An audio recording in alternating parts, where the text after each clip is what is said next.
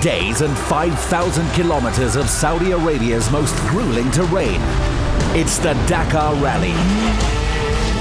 Broadcast brought to you by Toyota Gazoo Racing.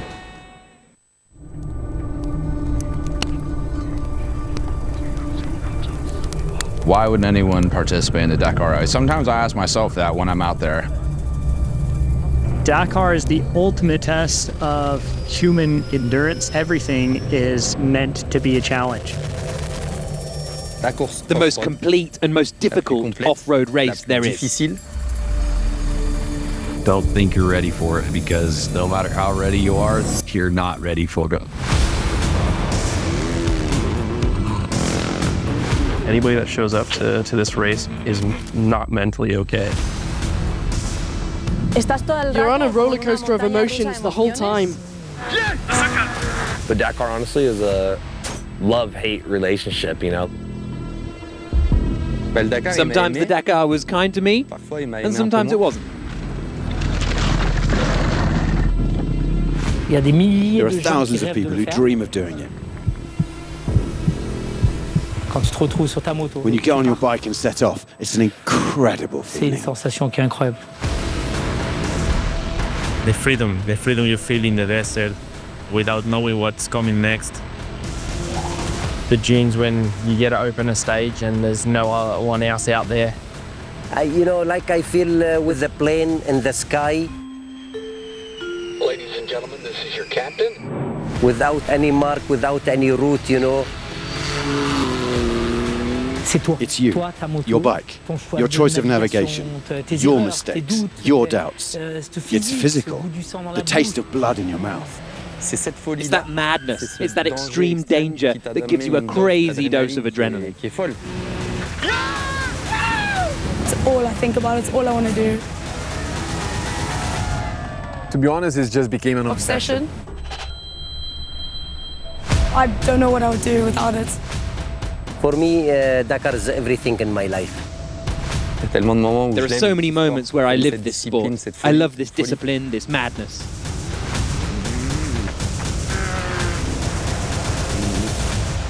More love than hate, but it is still love and hate.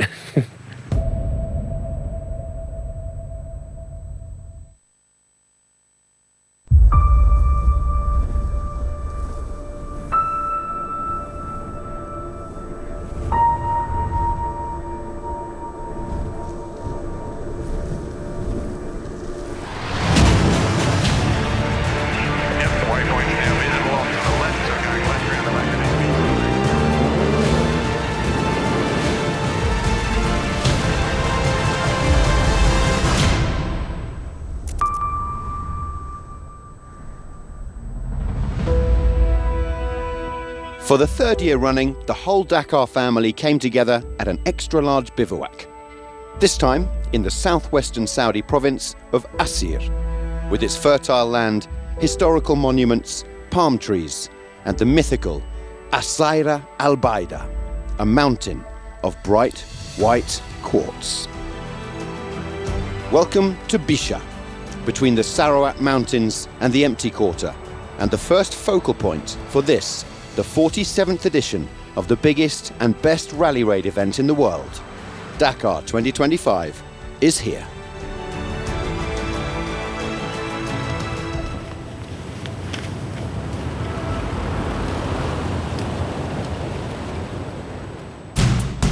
And Bisha only marks the start of what is going to be an epic adventure at Dakar 2025.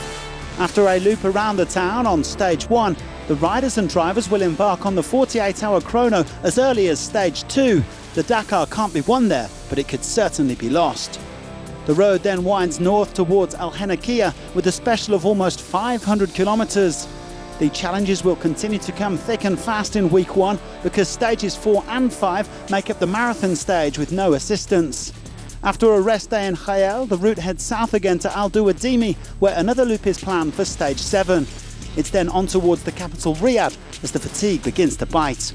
Slowly but surely we'll head towards the Empty Quarter for the grand finale of this 47th edition. Sand, sand and more sand. plus a spectacular mass start on the 12th and final stage before the finishers and the winners collect their medals on the podium in Šibaitė.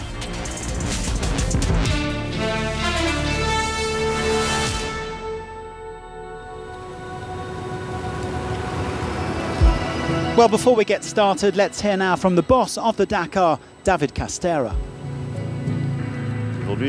Today we have reached maturity in terms of knowing the country, the desert, the dunes, the different terrains that we can meet. We made the best of that experience to try and design an intense Dakar with a good level of difficulty that is set all along the course. That was the idea. And of course there's a grand finale in the dunes. This year, the organisers have done their best to include as many separate routes as possible for the bikes and cars. There were different reasons to have those separate courses. The first was to have more navigation for the cars that will take off at the same time as the bikes, but on totally different courses. There's also safety because we mix cars and bikes less and less. 45% of the course is different for the two categories. It's going to be a difficult and demanding course, but I believe it's a nice course. There will be surprises. This Dakar will also be the opening round of the new World Rally Raid Championship in 2025. It's the fourth season of this FIA and FIM championship that includes 5 rounds on 3 different continents. We all know that Dakar and the Abu Dhabi Desert Challenge, but South Africa enters the calendar, so that's great news. We'll have 2 events in Africa this year with the Rallye du Maroc that ends the season, and in the middle there's a round in Europe like this year, a nice rally in Portugal. It's a very well-balanced calendar with novelties. We hope that we can carry on like that for a long time. Definitely something new and something different as well. The terrain that we're looking at is open bushveld plains, savanna plains, which is quite different. So I think it's a good change. It's adds some variation to the championship there. 2 stages will be a marathon stage. And there, of course, competitors will sleep overnight with no assistance in a small little, like little makeshift bivouac in nature, in their little tents, listening to the roar of the lions. I think it's just going to be such a great experience for competitors to be out there in the wild. Something to look forward to.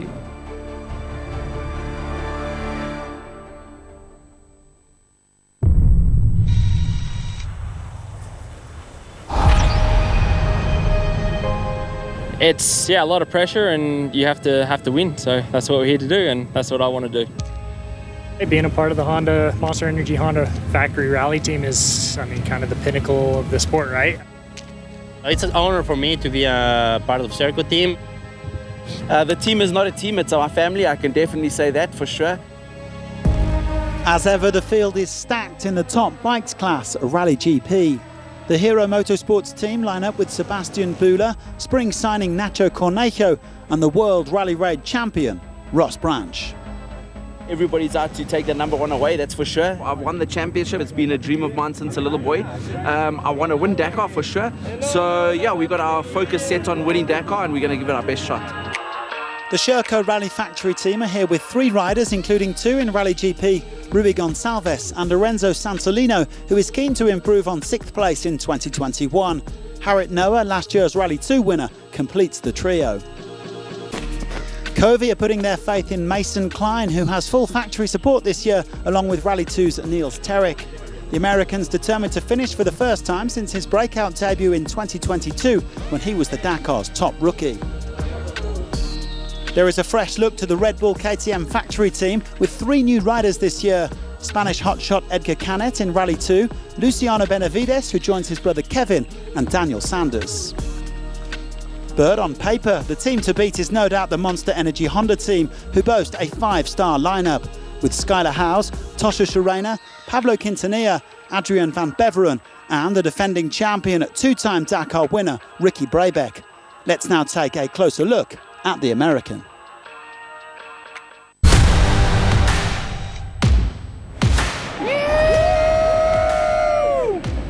To win 2024 was, it was tough. Physically, it's exhausting. Mentally, I would say it's more exhausting because at the end of the day, your brain doesn't shut off. You're always thinking about the next day, where physically you can shut your body off, but your brain is always thinking about the next day.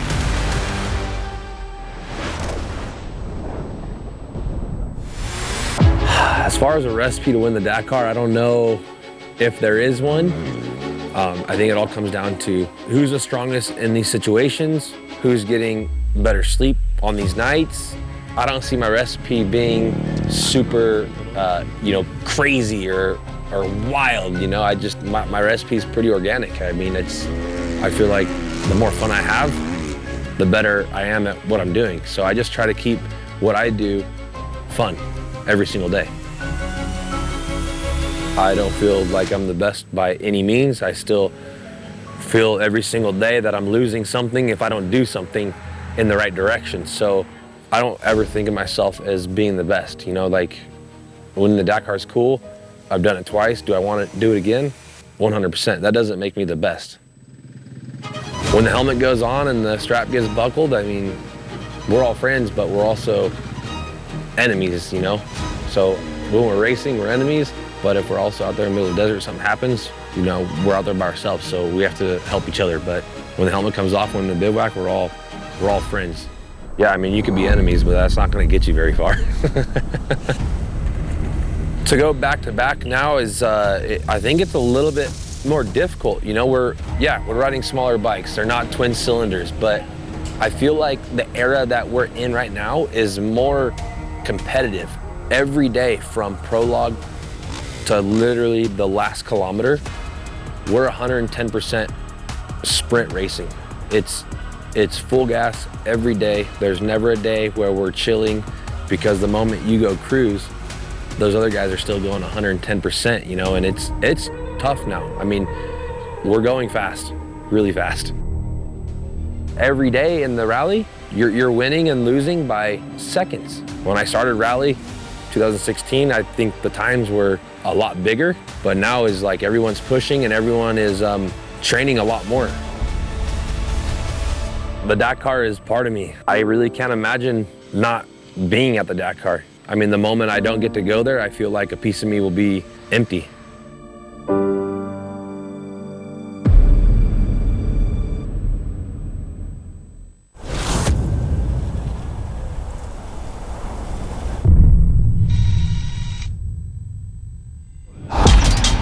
Part of the Rally 2 story will be original by Motul, the ultimate test of endurance and self-reliance. But Dakar passion comes in many forms. David Casteau, for one, decided to celebrate turning 50 in 2024 by making a remarkable comeback after 9 years away. The Frenchman's Saudi June debut starts here. Young guns also in action. Best rookie and original by Motul winner last year, Tobias Ebsner, all smiles, stepping up to join Bass World KTM racing team in Rally 2.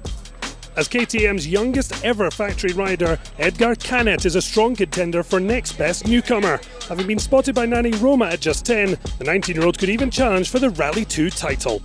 Harit Noah didn't check results or standings en route to becoming India's first Dakar champion. No reason to change his approach. I just want to ride like 1 day at a time, 1 kilometer at a time, and really not think about last year. I think 24 never really happened, so that's how I rode last year.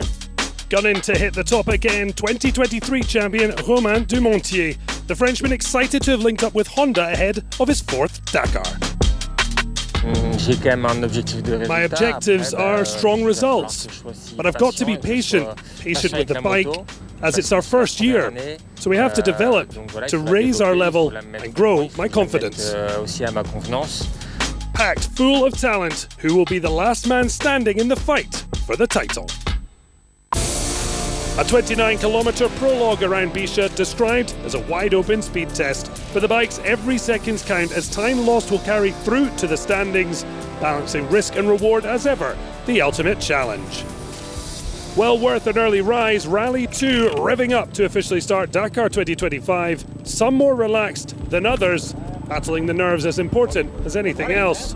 What a difference a year makes. Some limbering up for their first experience of the world's toughest race, others returning for more. Noah produced a stunning 11th overall along with Rally 2 honours last year. It's been a busy 12 months, taking part in several legs of the W2RC Championship, as well as giving a TEDx talk to tell the world about his story on 2 wheels. But the Dakar can give, and it can brutally take away.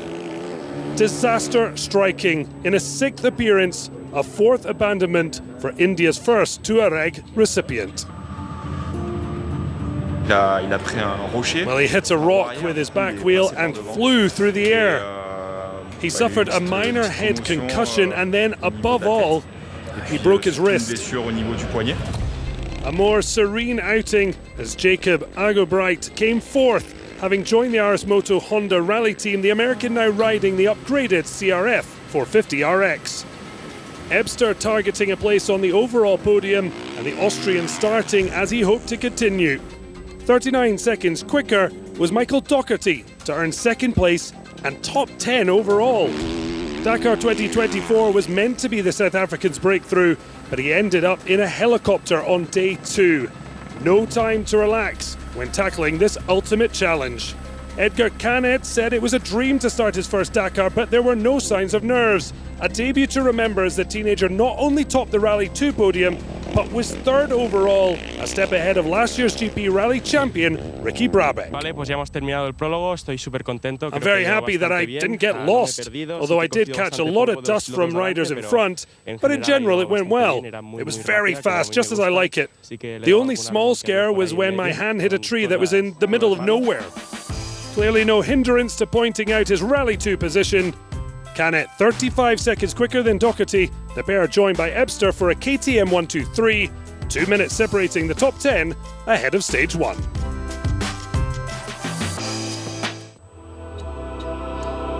And so from Rally 2 to the elite Rally GP riders who were last out of the gate this morning.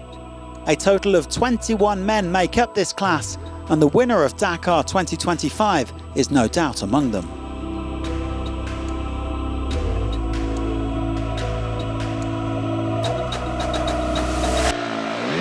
After 6 seasons with Honda, Nacho Cornejo joined Hero back in May. The Chilean made a slightly rocky start in Argentina, but he improved in Morocco, helping his teammate Branch to land the world title. Not the best start for him here though. He admitted he was a bit stiff on the bike as he dropped 2 minutes and 39 seconds, and that's not ideal because the times are taken in the bikes. For Kevin Benavides, it's already a victory of sorts to be here at Dakar 2025. The 2-time winner had a big crash in May, suffering severe head injuries and a fractured arm. But he's fought his way back to fitness, and even if he dropped 1 minute and 38 today, the emotions were palpable at the finish line. I'm happy to be here. It really means a lot to have started this Dakar. I spent the whole year putting in a lot of effort and sacrifice, and for me to be able to be here today is pure happiness. That's what really matters.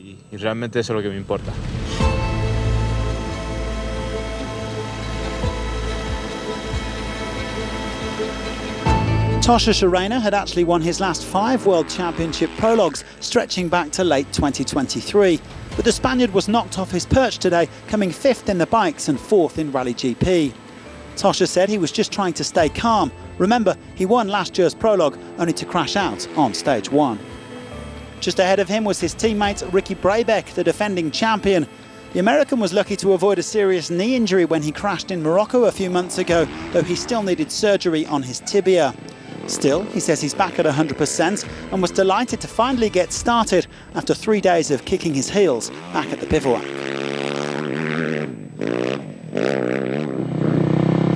Ross Branch has come to the Dakar with the number 1 plate, given to the reigning World Rally Raid champion. And indeed, the Kalahari Ferrari says he feels on top of the world right now, and that finally winning a championship was a big weight off his shoulders. It was tricky today, setting off after so many other riders at well over 100, but he still went second fastest. The prologue victory went to Daniel Sanders. Now, it's been a while since we saw the Australian turn up to the Dakar looking fit and on form, but after a long struggle with injury, he appears to be approaching his best again. He won the Rally du Maroc in October on his first official outing with the Red Bull KTM factory team, who are back in the W2RC this year, and he's off to a flyer at the Dakar. Pretty clean, some little mistakes, but that's what happens when you push a lot, miss some corners, and the dangers sneak up on you because you're pushing the pace a little too much. So hopefully it's good enough for up the front of the group for Rally GP and the bikes. So hopefully it gives me a good chance to choose a good position for tomorrow. Well, Sanders making his way over the official start podium after securing his 5th Dakar stage win, and he will indeed get the top choice of starting position for tomorrow's first full stage. Here's the day's top 10 in Rally GP, who were separated by just over a minute. Lots of familiar names in there, including Pablo Quintanilla, Adrian van Beveren and Skylar Howes. And here is the scratch of all the bikes, Rally GP and Rally 2 combined. The impressive Edgar Canet up in 3rd place, just 0.4 of a second behind Ross Branch.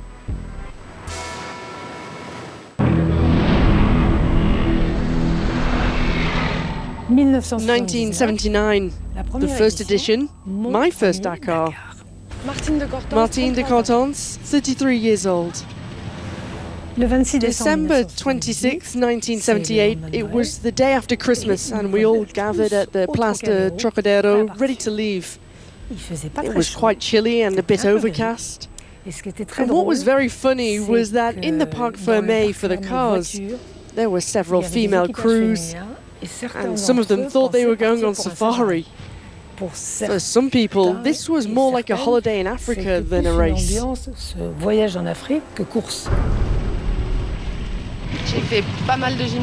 I've done quite a bit of gymnastics and I've done some running, trying to go a bit further and faster every time, and I quit smoking.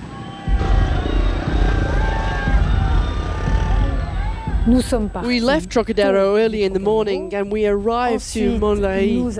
And when we got there, they made us do the prologue in a mud bath.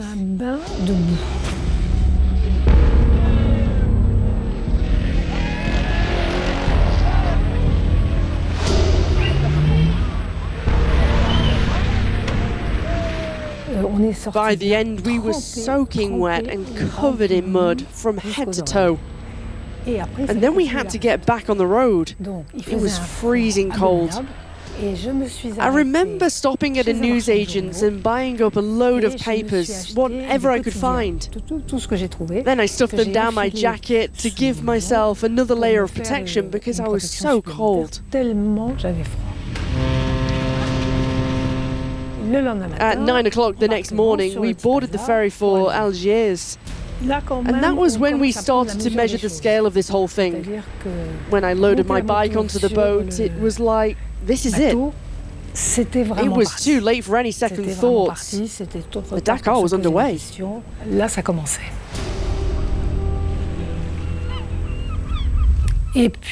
we arrived in Algiers and we found out that the president, Auré Boumediene, had died that day.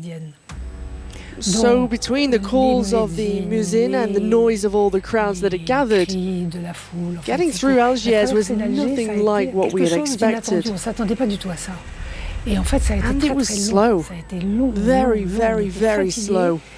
We were tired and it was hard work just getting to the first bivouac.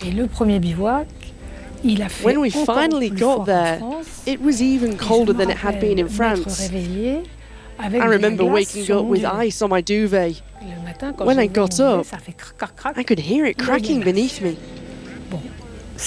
So we were heading into an African rally in Antarctica.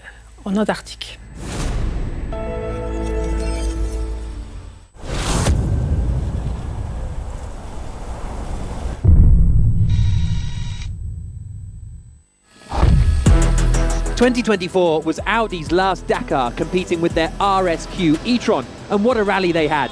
At 61 years of age, Carlos Sainz Sr. became the oldest ever winner of the event.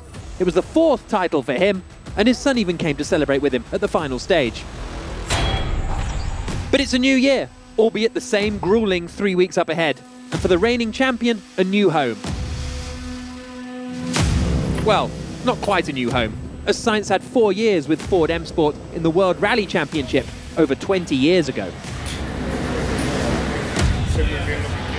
Happy about last year, but now, of course, now concentrated in this year, new challenge, new car, new team, a lot of new things, obviously, new race, so ready to fight. The strength and depth of this year's entry is mouth-watering. 7 manufacturers are represented across 64 entries, But one of the favourites has to be the man who has won 3 of the last 6 editions. Qatari Nasser Al-Attiyah. Feel ready, and we put everything like what we did in Morocco for first race. Yeah, we are here, you know, to win and to do our best and to put the Dacia in the top. Al-Attiyah joins Dacia, who enter with a strong lineup, along with Cristina Gutierrez and 9-time world rally champion Sebastian Loeb. We start with a big special in the first week. We know it's never easy to have a string of successes, so we're going to try and do as well as we can, but for the moment, everything looks great. There are a number of competitors making the step up from challengers, but there's a pairing out there with even more ambition.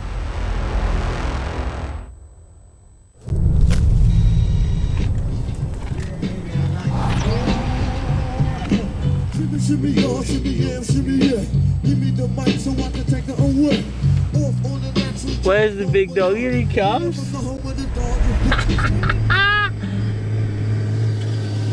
Goodbye!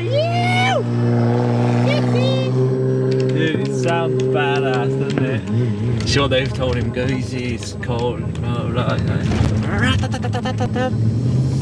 I'm Sam Sunderland. I used to be a Dakar rider. I managed to win 2 times in 17 and 22. I had quite a few crashes in between my victories and needed to listen to the warning signs, let's say, and so I'd stopped.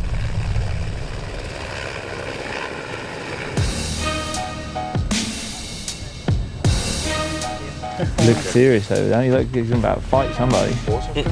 Toby Price, 2-time Dakar winner. I for sure wanted to do 1 or 2 more years. Unfortunately, the contract didn't get renewed, so it is what it is. Honestly, all the years when you have like a rough day on the bike and you always think, oh, I wish I had an AC or a seatbelt on. And now, here we are.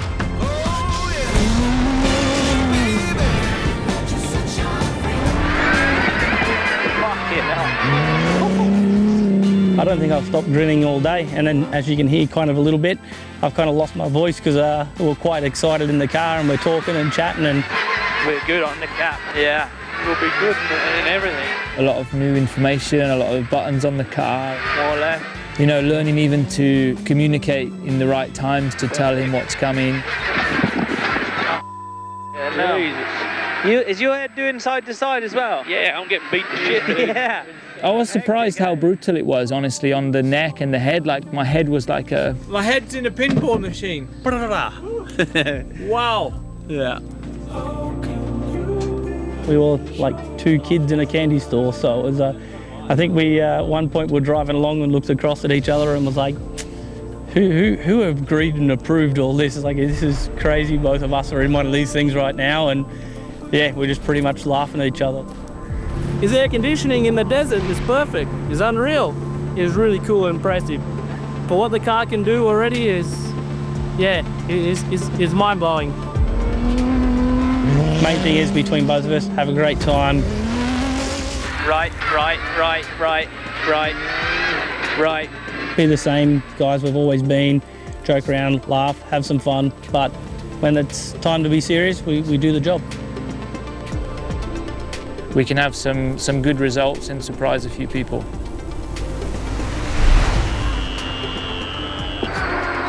Hey, completed our first road book, Bruiser. Yeah, boy. Torture that was, mate. Wow.